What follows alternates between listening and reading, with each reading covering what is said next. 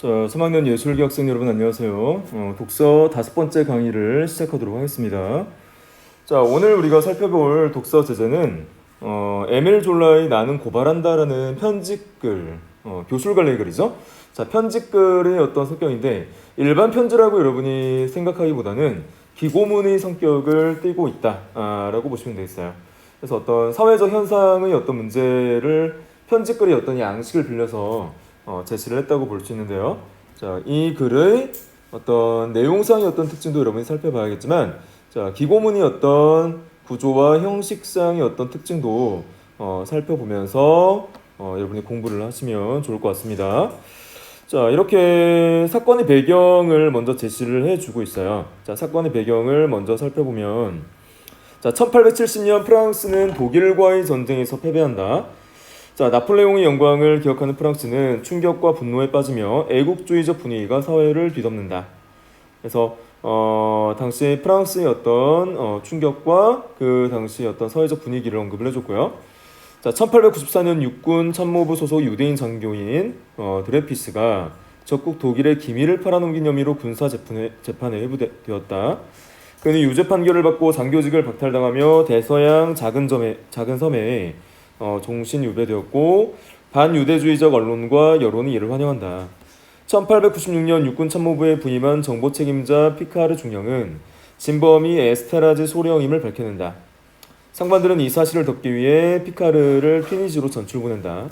그러나 1897년 국회 상원 부의장 캐스트네르를 중심으로 하여 뒤레피스를 위한 재심 청원 운동이 일어난다.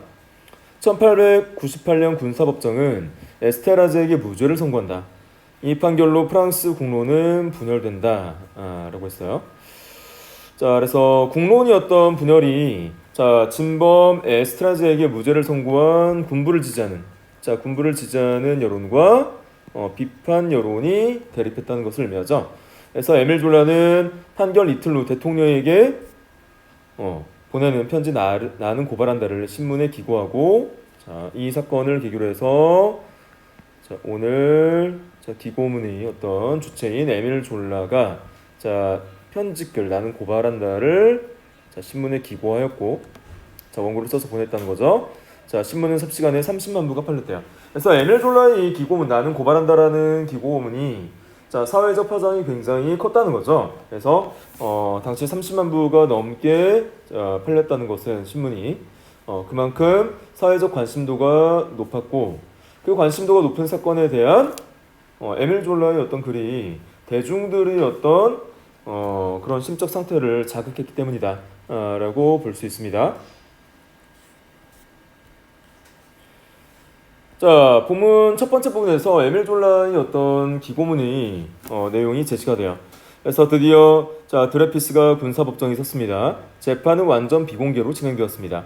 적에게 국경을 열어 독일 황제를 노트르담 성당까지 안내한 반역자라 하더라도 이보다 더 쉬쉬하며 재판을 하지는 않았을 겁니다.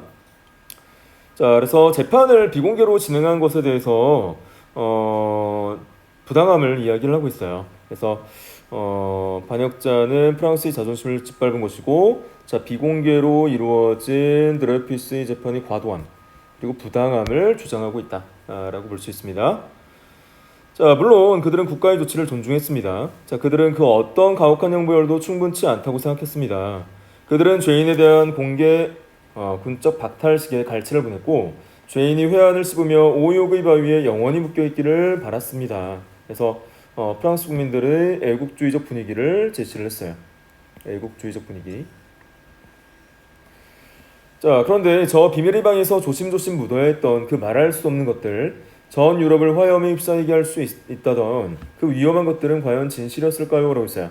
자, 그런 어떤 사건에 의문을 제기하는 부분이죠. 자, 진실이었을까요? 자, 묻고 답하는 형식 아닙니다라고 했어요. 아니다. 그것은 진실이 아니다라는 것을 지금 부각을 합니다. 그래서 드레피스 사건이 진실이 아니라 어떤 조작과 날조의 어떤 성격이 있을 것이다. 자, 조작과 날조이다 라는 것을 강조하기 위해서 스스로 묻고 답하는 문답법의 양식을 취했습니다. 자, 그래서 오직 뒷파티 드클랑 소령의 사건 조작자죠. 자, 이 사건이 조작자라고 이야기하는 드클랑 소량이 기괴하고도 광결인 상상력만 있었습니다. 자, 기상천외한 삼류 소설을 실화로 만들기 위해 그는 모든 것을 날조했습니다. 군사법정에서 낭독된 기소장을 주의 깊게 살펴보면 이 사실은 금방 드러납니다. 자, 본문 두 번째. 자, 이 얼마나 어처구니 없는 기소장인지요? 라고 했어요. 그 기소장이 어떤 조작과 날조를 강하게 믿는 상황이죠. 자, 기소장으로 한 인간에게 유죄 판결이 내려진다면 그야말로 불이 극치입니다. 저는 정직한 사람이라면 이 기소장을 읽고 저 악마도에서 말도 안 되는 속죄를 강요당하고 있는 한 인간을 생각하면서 참을 수 없는 분노를 느끼고 반항의 외침을 내지르지 않을 수 없으리라 장담합니다. 드레피스는 수개의 국어를 구사합니다. 유죄. 그의 방어에는 위험한 서류가 한 장도 발견되지 않았습니다. 유죄. 그래서 간첩행위의 어떤 첫 번째 증거로 다계국어를 구사할 수 있다라는 부분을 들었어요. 그래서 드레피스가 프랑스어와 독일어를 구사해서 양측의 첩자 노릇을 할 수 있는 언어적 능력을 갖추었다라고 간첩행위 증거 첫 번째 증거를 제시를 했고요. 자, 그의 방에서는 위험한 서류가 한 장도 발견되지 않았습니다. 자, 두 번째 증거를 제시했죠. 자, 위험한 서류를 갖고 있지 않은 것을 위험한 서류를 모두 없앤 것. 그러니까 의도적으로 삭제한 것으로 보는 거죠.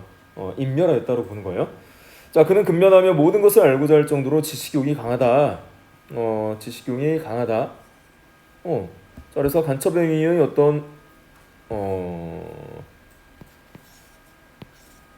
네 번째 증거, 세 번째 증거를 설명 안 했네요. 자, 세 번째 증거는 그는 가끔 조상의 나라를 방문합니다. 조상의 나라를 방문한 것을 또 간첩행위 증거의 세 번째 증거로 봤어요. 첫 번째, 두 번째, 세 번째, 네 번째 유죄의 어떤 증거들을 제시했고요. 자, 그는 마음의 동요를 일으키지 않는다. 자, 마음의 동요를 일으키지 않는다는 것을 다섯 번째 간첩행위 증거로 삼았어요. 자, 그런데 일반적으로 우리가 이런 어떤 증거들을 접했을 때 이것이 유죄의 증거이냐라는 의문을 충분히 제기할 수 있는 상황이죠. 어느 누가 보더라도. 자, 그런데 이런 것들을 증거 삼아서 유죄를 재판장에서 내렸다는 거죠. 자, 그리고 그는 마음의 동요를 일으킵니다. 자, 이것도 일단 간첩행위 증거로 삼았다는 거예요. 재판장에서. 자, 얼마나 터무니없는 내용이고 얼마나 황당한 주장인지요? 라고 했어요. 그래서 간첩행위 증거 자체가 증거로 이제 활용될 수 없음에도 불구하고 강압적인 어떤 재판이 내려졌음을 보여주는 부분이죠.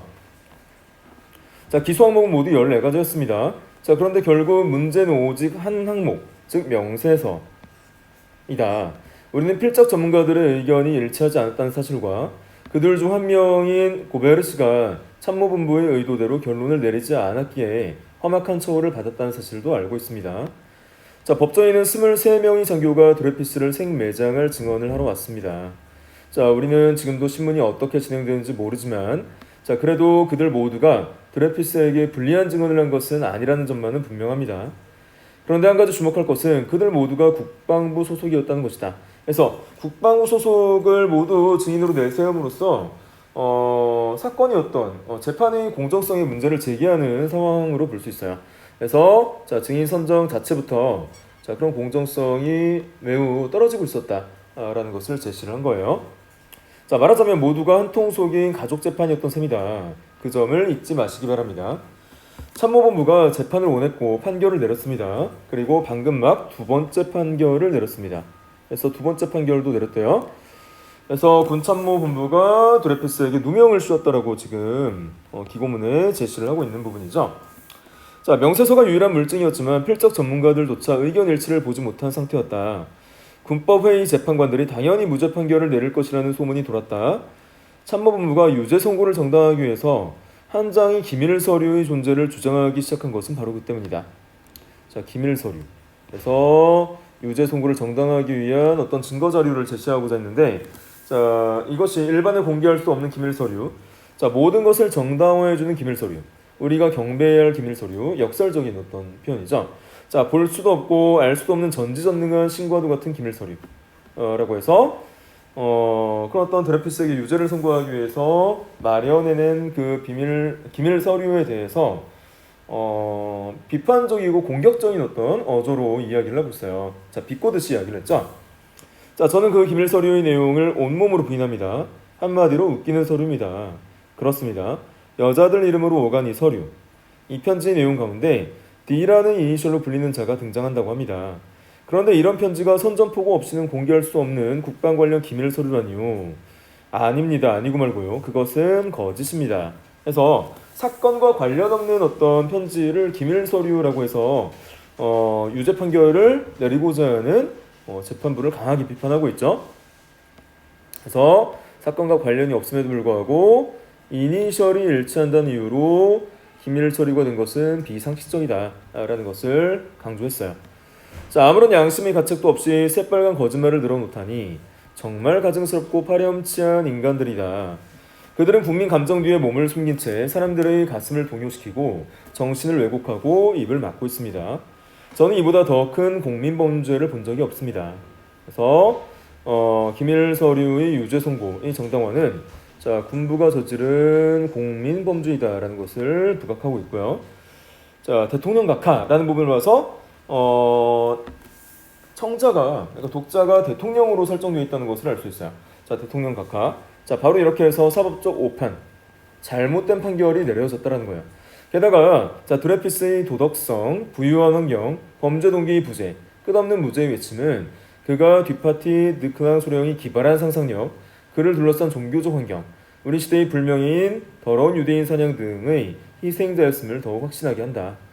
그래서 드레피스의 어떤 유죄 판결이 잘못되었음을 반복적으로 제시를 하고 있죠. 자, 세 번째 본문 내용을 볼게요.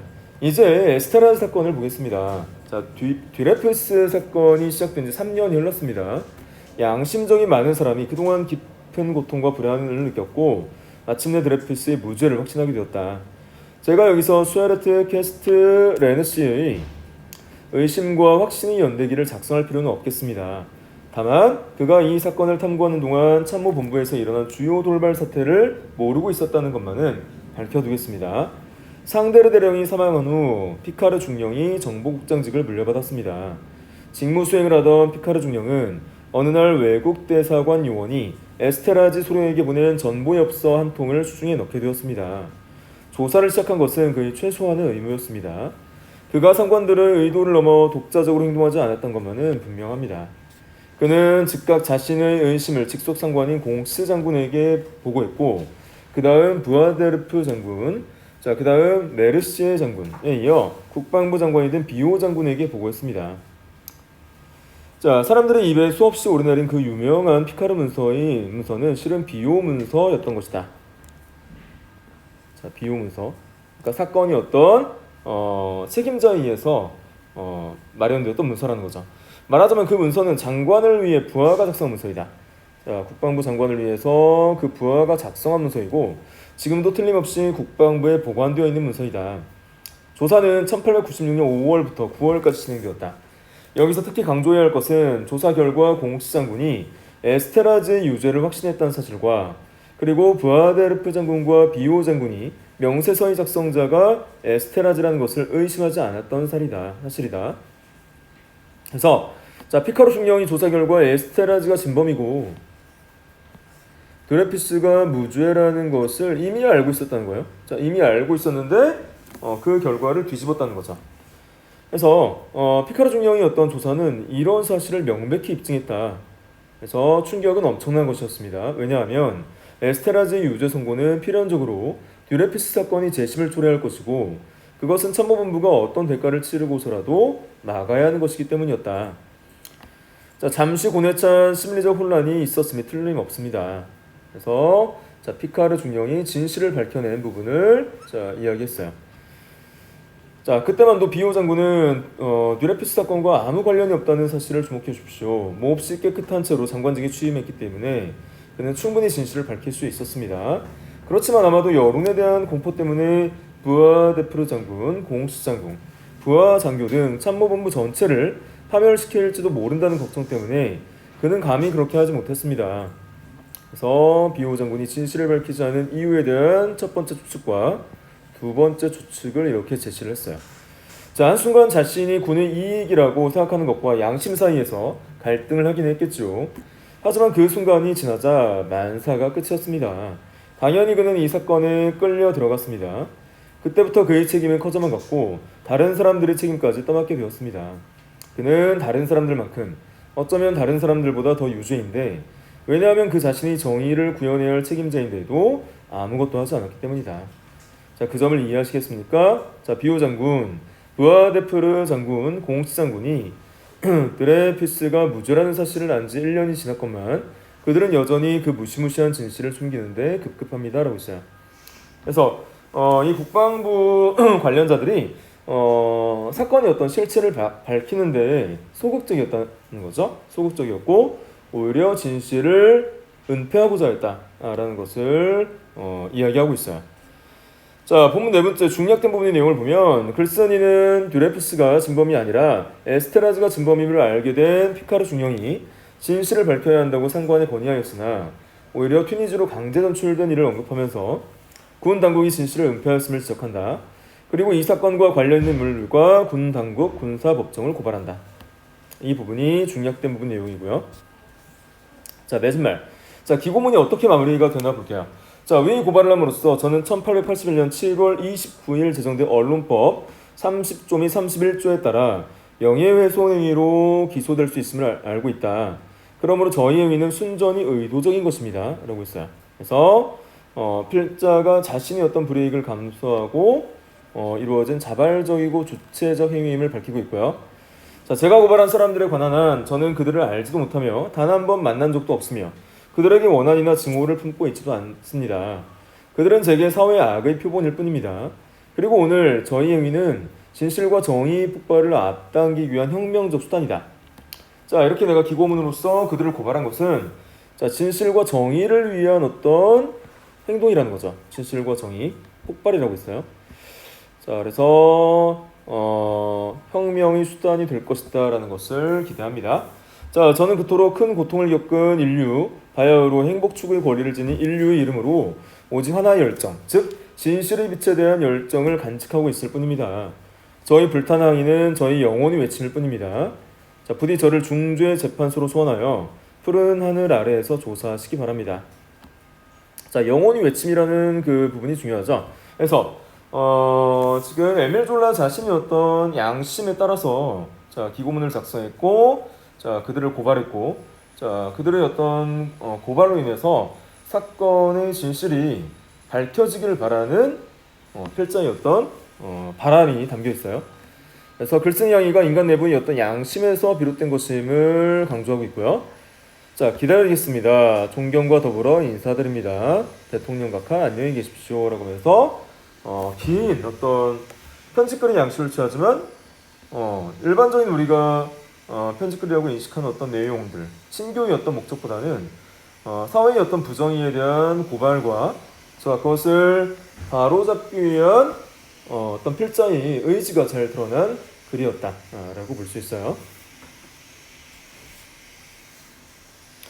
자, 그러면 이 기고문에 담겨있는 내용적 측면과 형식적 측면을 제대로 이해했는지 학습활동을 통해서 같이 한번 살펴보도록 할게요. 자, 1번 문제. 글쓴이의 어떤 생각과 글쓴이가 언급한 인물들을 중심으로 해서 이 글의 내용을 정리해보자 라고 했어요. 자, 소가로 1번. 글쓴이가 드레피스에게 유죄를 선고한 재판이 부당하다고 본 근거를 정리해보자. 여러 증거들이 있었죠.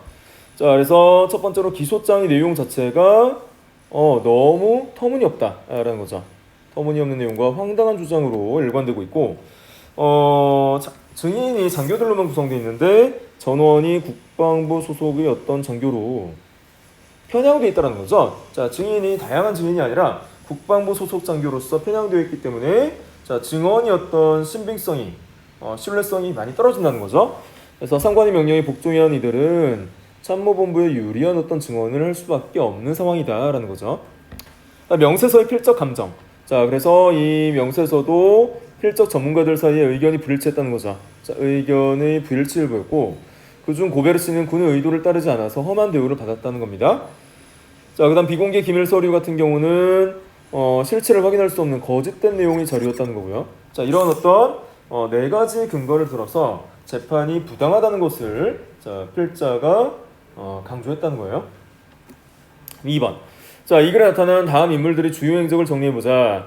자, 뒤파티 드클랑 소레옹 같은 경우는 증거를 날조했죠. 그래서 증거를 날조해서 죄 없는 드레피스를 기소했고요. 자, 피가르 중령 같은 경우는 에스테라지 죄상을 파악하고 그 내용을 상관에게 보고했다가 국외로 전출당하는 어떤 부당한 대우를 받았고, 자, 비오 장군, 국방부 장관은 자신이 속한 군의 이익을 위해 사건을 은폐해버리죠. 자, 이런 어떤 인물들의 행적을 여러분이 파악을 하시면 되겠어요. 자, 그 다음 2번 문제를 보도록 합시다. 자, 다음 내용을 참고해서 드레피스 사건 당시 사회 문화적 상황을 파악해보자. 이 부분은 전반부에 제시가 되어 있었어요. 기고문이 전반부에 제시가 되어 있었는데, 자, 독일과의 전쟁에서 패배한 직후 알자스 로렌 지방을 빼앗긴 프랑스에서 나폴레옹 시절의 영광을 염원하는 애국주의 광풍이 불었죠. 자, 그 다음 두 번째, 대금업을 통해 금융 자본가로 성장한 유대인들에 대해 프랑스 국민들의 감정이 좋지 않아서 프랑스 내에서 반유대주의가 널리 퍼져 있었고요. 자, 대혁명 이전의 귀족 가문 출신 장교들로 구성된 프랑스 군부는 보수적 성향을 띠고 있었고, 자, 계급적 유대감으로 결속돼 있었다는 거죠. 이런 어떤 사회 문화적 상황이 있었어요. 첫 번째, 애국주의적 관풍. 두 번째, 반유대주의적 정서. 자, 세 번째, 보수적 성향을 띤 어떤 군부가 계급적 유대감으로 결속돼 있었다라는 사회적 문화적 상황을 제시하였고, 자, 이를 토대로 해서 자, 소가로 1번 문제를 보면, 자, 많은 사람이 드레피스에게 유죄 판결을 내린 군사법정을 지지한 이유를 추론해보자. 그래서 다 네모박스에 제시된 내용이 정답이에요. 그래서 독일과의 전쟁에서 패배한 후 많은 프랑스인들이 자, 독일에 복수하기 위해 정부나 군대에 힘을 실어줘야 한다. 애국주의적 광풍이 불었죠. 자, 독일에 복수하기 위해서 정부나 군대에 힘을 실어줘야 한다라고 생각했었고, 또한 반유대주의가 팽배한 사회 문화적 분위기에 휩쓸려서 자, 유대인인 드레피스, 유대인이라는 이유만으로 범인이 확실하다고 믿는 사람들이 많았다는 거죠. 자, 그리고 분명한 증거가 없었음에도 불구하고 자, 드레피스에게 유죄 판결을 내린 군사법정을 지지했을 것이다. 자, 소가로 2번 문제. 자, 프랑스 군부가 드레피스 재판이 잘못되었음을 알고도 이를 되돌리지 않은 이유는 뭐냐? 당시 사회 문화적 분위기와 밀접히 연관돼 있자. 그래서 독일과의 전쟁에서 패배한 책임 있는 프랑스 군부가 드레피스 재판이 잘못을 인정함으로써 자신들의 입지가 약화될 것을 우려했죠. 자, 그리고 프랑스 군부의 보수적 성향은 진실이나 자유, 정의 가치를 지키는 것보다 자신들의 기득권과 권위를 지키는 것이 더 중요하다고 판단합니다. 그래서 이런 어떤 성향과 어떤 집권 세력의 어떤 문제점들이 잘못된 판결을 내린 어떤 이유가 됐다라고 볼 수 있어요. 자, 그다음에 3번 문제. 자, 다음 내용을 참고해서 드레피스 사건에 대한 글쓴이 신념과 관련돼 아래 활동을 해보자라고 했어요. 그래서 네모박스의 내용을 보면 1898년 1월 13일 발표된 나는 고발한다는 에밀 졸라의 인생의 전환점이자 프랑스 역사의 전환점이었다. 에밀 졸라는 이 글을 발표한 이후 한편으로는 국가적 배신자의 상징이 되었고, 다른 한편으로는 양심적 지식인의 상징이 되었다. 양날의 검이죠. 자, 그래서 에밀 졸라는 나는 고발한다가 갖는 개인적, 국가적, 역사적 의의를 소개하고 있는데, 자, 이 글을 쓸 당시 글쓴이 심정은 어땠을지 한번 생각해 보자는 거죠. 그래서 자, 예시답안을 보면 글쓴이는, 즉 에밀 졸라는 군 당국의 잘못을 문제 삼아 조국의 치부가 드러내게 한 자신을 국가적 배신자, 또 볼 사람들의 시선에 괴로워했겠죠. 자, 그리고 진실을 밝히고 국가와 국민을 올바른 방향으로 이끄는 것이 진정 조국을 위하는 길이라고 생각했기 때문에 기고문을 작성한 것이고, 자, 그리고 세 번째, 지식인으로서의 자신의 양심, 지식인으로서의 양심을 지키고자 하는 행위죠. 자, 이것이 최선이었을 것이라고 생각했을 것이다라는 겁니다. 자, 그 다음 2번, 글쓴이가 나는 고발한다의 다음 문장을 비추어 볼 때 글쓴이가 어떤 신념을 지녔고 당대 프랑스 사회에 요구한 바가 무엇이냐.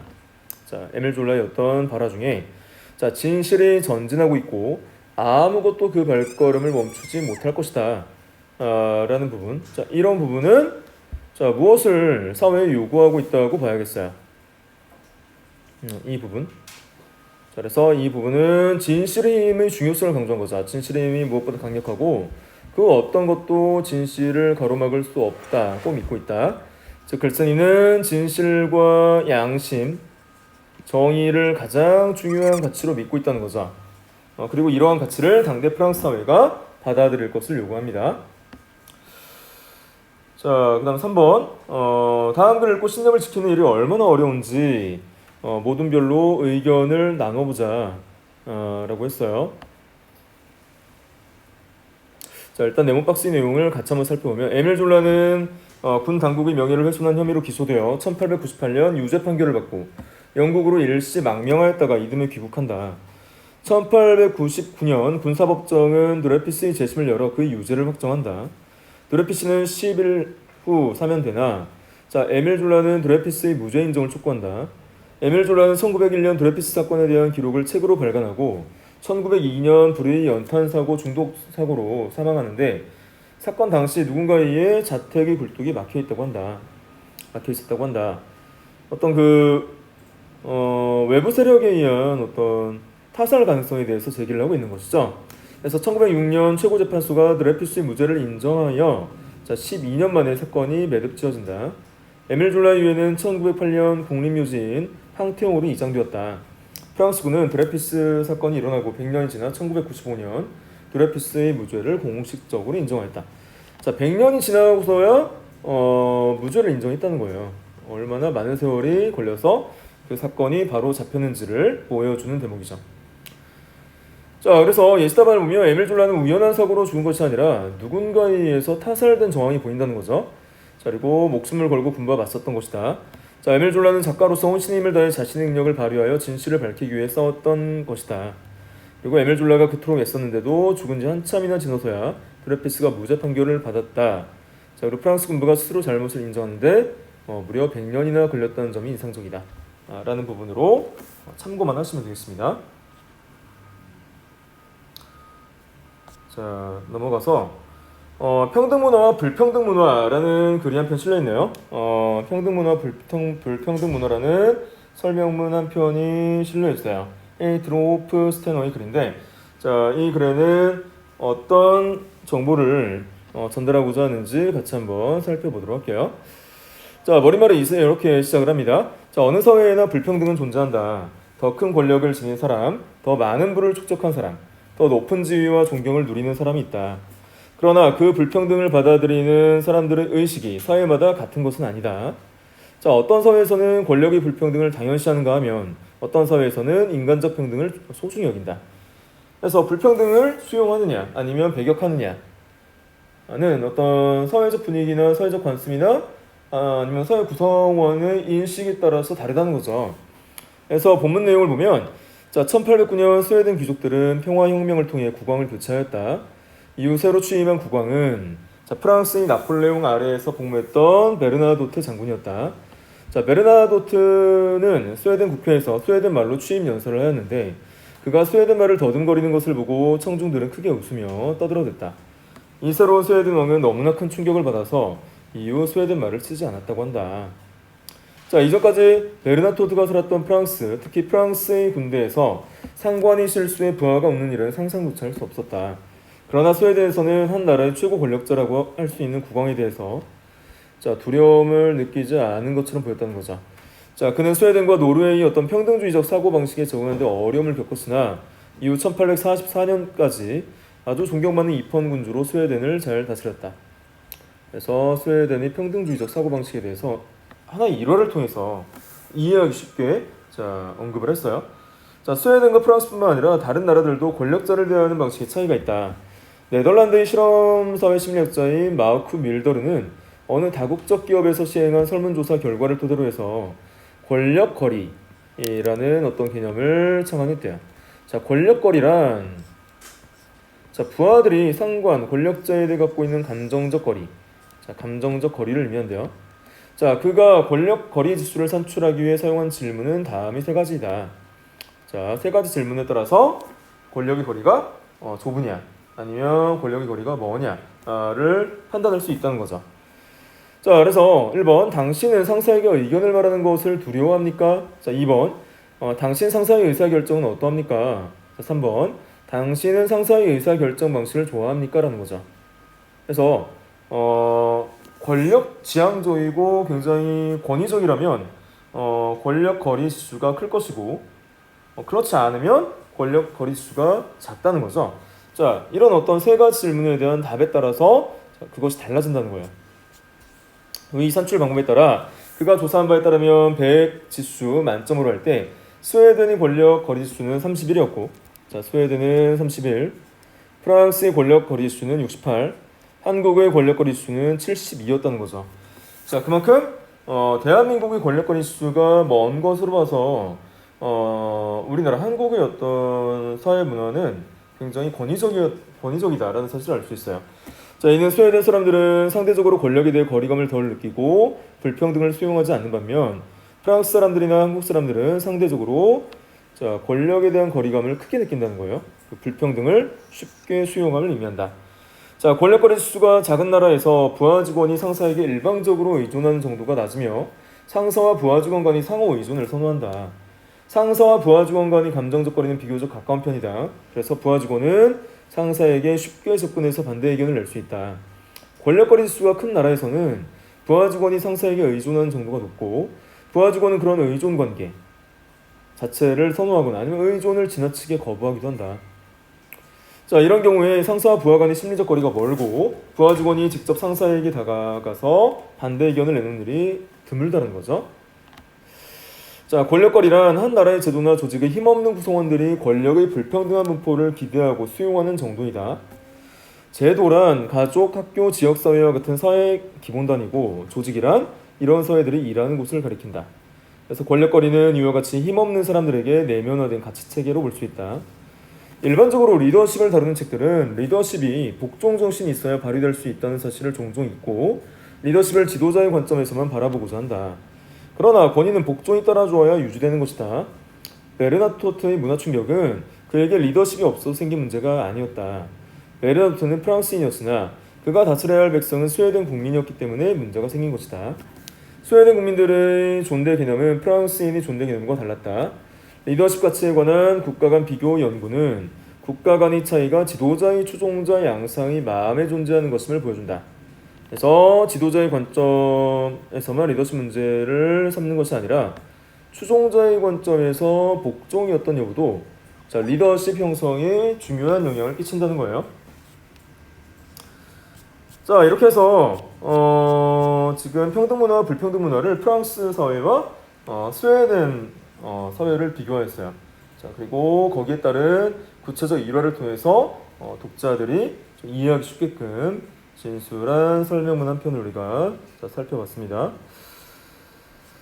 자, 오늘 두 번째 독서 제재, 즉 사회 문화의 어떤 독서 제재를 우리가 마무리 지었고요. 자, 다음 시간에는 세 번째 수단원 과학기술 분야의 어떤 독서 제재를 살펴보면서 첫 번째 인문예술의 어떤 독서 제재와 자, 두 번째 사회 문화의 독서 제재와 어떤 차이점이 있는지 그리고 과학기술의 분야의 글은 어떻게 우리가 읽어나가야 하는지에 대해서 공부해 보도록 할게요.